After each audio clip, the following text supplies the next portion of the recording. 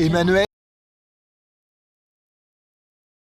Des couteaux, lame tranchante, des couteaux de compète, hein, des couteaux pour te défendre, voilà, ou pour faire ce que tu as à faire en silence, et des couteaux aussi pour cuisiner, des lames tranchantes, style des haches, des hachettes, tu vois, celle-ci elle a servi.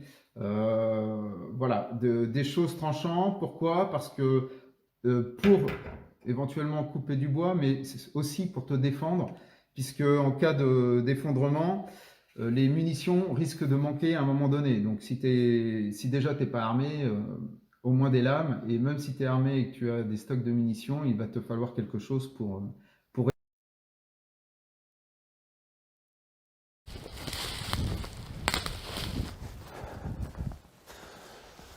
Camarades, bonjour. Nous sommes réunis aujourd'hui dans cette magnifique forêt, par ce temps magnifique, pour aborder un sujet extrêmement sérieux. Comment faire caca dans les bois.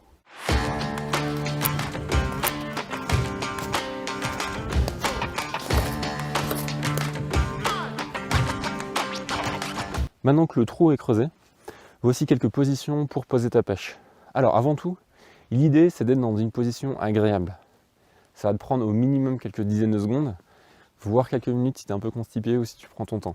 Si tu as une crampe en plein milieu, si c'est pas une position que tu as les cuisses qui brûlent et que tu es en train de trembler, ce serait con que tu étais allé en plein milieu.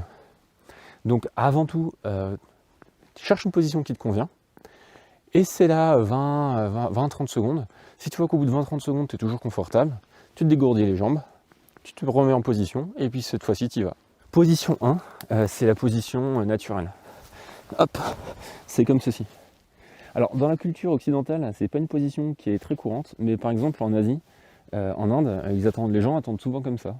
Pareil au Japon, j'ai une amie qui était au Japon, ils passent énormément de temps comme ça. Donc pour eux, c'est une position plus naturelle.